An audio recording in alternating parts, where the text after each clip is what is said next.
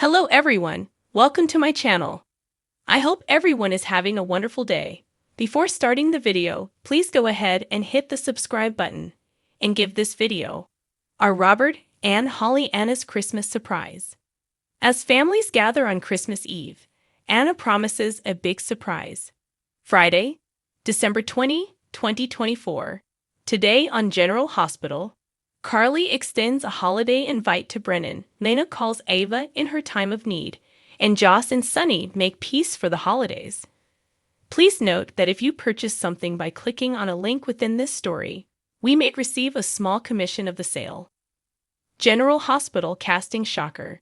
Meet the new Emma Drake. At Maxie's, James explains how to play a game to Mac and Felicia, and to watch out as Georgie cheats. Spinelli appears with cookies, and Maxie tells James not to throw shade at Georgie, who is not there as she's at her friend's house. James asks when Sasha and Cody will arrive. Maxie explains Cody isn't coming, and they talked about this. James is unhappy as he finally has an uncle, and he's not coming for Christmas. At Rice Plaza, Laura talks with an assistant about the tree lighting schedule. Trina appears and thinks this must be a happy Christmas for Laura and her family. Laura says it is, as Lulu and Lucy haven't been home for years, and Ace is getting so big. Trina knows Spencer would have loved it. Laura says she is grateful Spencer found a great love with her, and she also wants Trina to know it's possible to find more than one great love in one's life. Laura has to get back to her schedule, and Kai arrives and wishes Trina happy holidays. She asks why he didn't go home for the holidays, and he explains he has to practice for the big game. He also says the professor accepted their extension, so he'll catch her in the new year. Brennan runs into Anna, who is wearing a Santa hat. She calls him the Grinch and asks if he's here to steal the kids' gifts. He says he's soaking up his first American Christmas. She points out he was here last Christmas, though there isn't much cheer in Pentonville. He brings up her having Carly plant a bug in his office. Anna plays innocent. Brennan says it's water under the bridge and offers to buy her a drink, and they can commiserate on being alone. Anna says she's spending the holidays with loved ones, wishes him a Merry Christmas, and walks off. More. Laura writes son turns 24. Anna runs into Laura, and Laura asks if Anna's staying for the lighting. Anna wonders if Lulu is attending. Laura says she'll be here soon. Anna asks if she knows about the shooting. Laura says she doesn't and wants to get Charlotte home and say it first before dumping that on Lulu. Anna will never forgive herself for it. Laura says she has, Charlotte has, and Lulu will too. It was a terrible accident.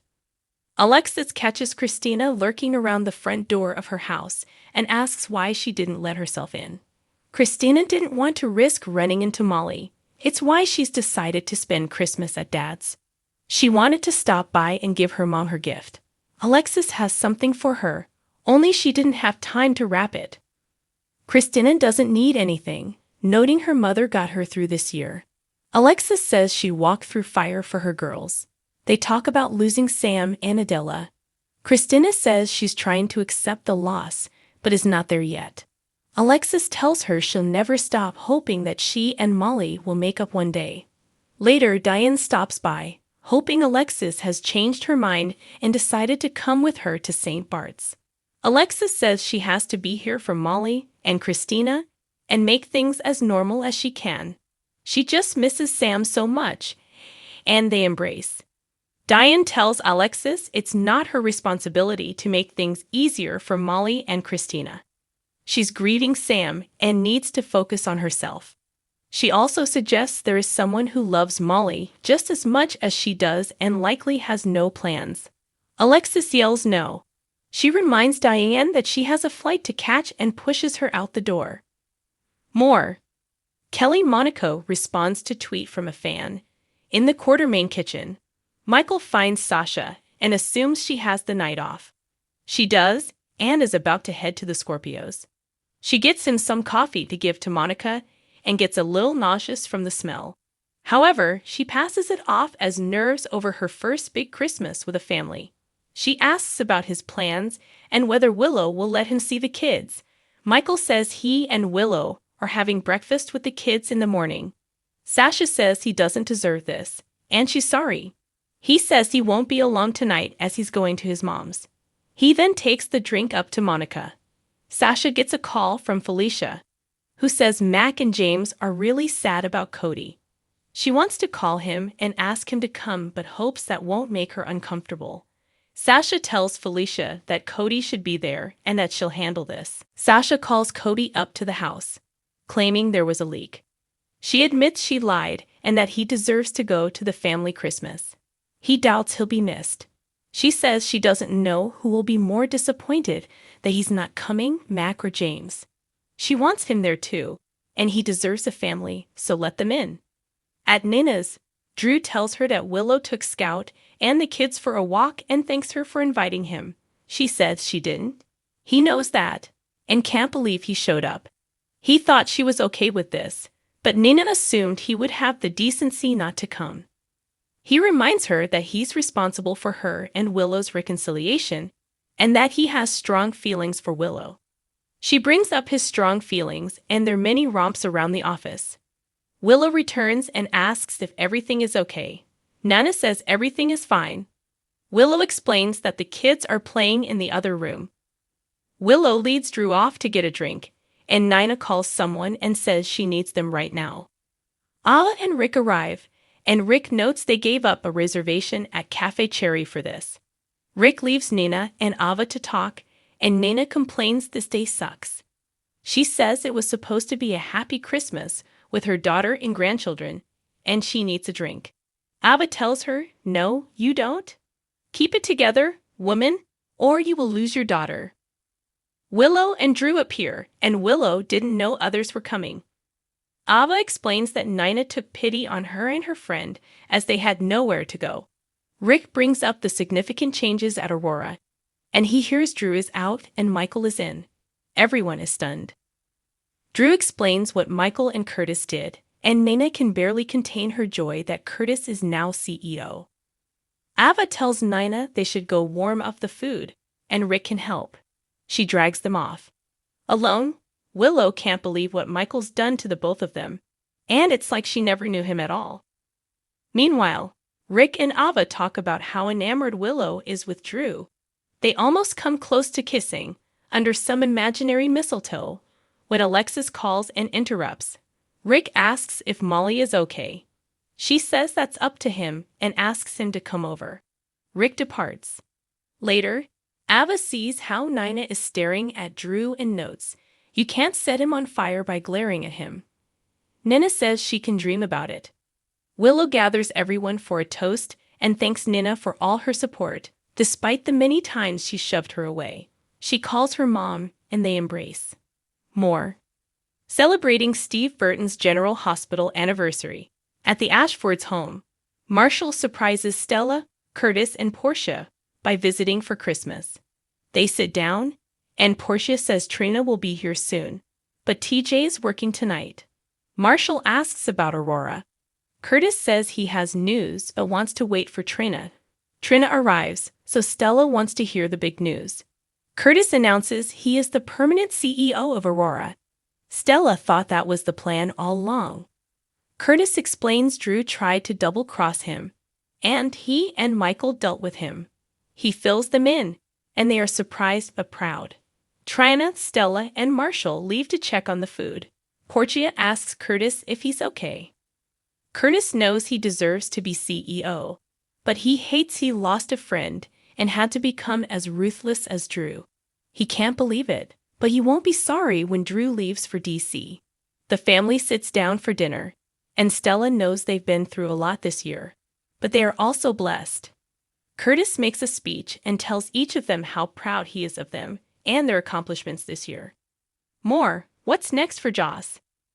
At Carly's, Sunny arrives with lasagna for Christmas.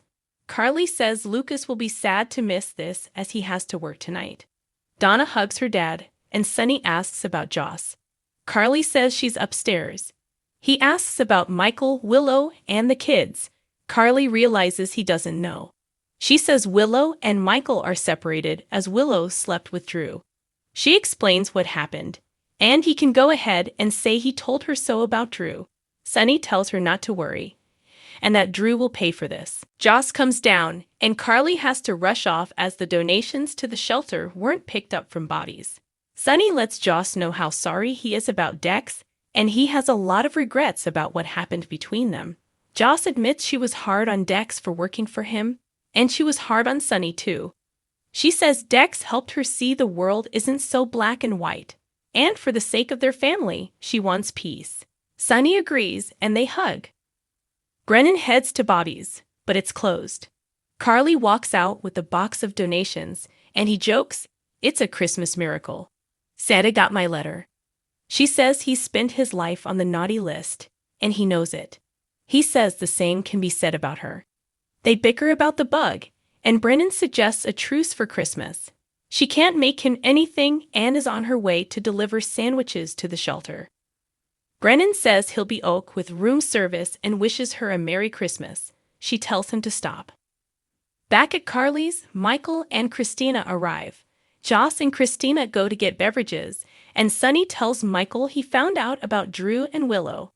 Sunny asks what he can do. Michael wishes he could turn back time. Sunny knows he let Willow have the kids for Christmas, which is more than what he did, using him and Morgan against his mother. Sunny and Michael go to get a drink, and Joss and Christina return. Christina is sorry to hear about Dex, and Joss knows Christina's had a rough year as well. Donna comes down and notices they look sad. She knows how to cheer them up and takes them upstairs. Meanwhile, Sunny tells Michael that he regrets using his kids against Carly, which was wrong. Michael doesn't want to put his kids through any pain, and Sunny says that's because he's a good man. Michael isn't so sure and tells him about stealing Aurora from Drew. Sunny says, "That's my boy," and they toast. Joss and Christina return, having had Donna put stickers all over them. Carly walks in and announces she's brought a guest. She introduces Jack Brennan. Brennan tells Sunny it's nice to finally meet him and extends his hand. Sunny looks him up and down. Anna arrives at Maxie's, and Maxie asks what this big surprise of hers is. Anna says they'll have to wait a little longer as it's not here yet. Sasha follows Anna in, but Cody didn't come with her. Sasha lets James know that Cody isn't going to make it. He's bummed. Mac welcomes his niece, and they hug. Mac talks with James and admits he's bummed about Kobe too, but some people don't like parties. He suggests they visit him after Christmas and go riding together.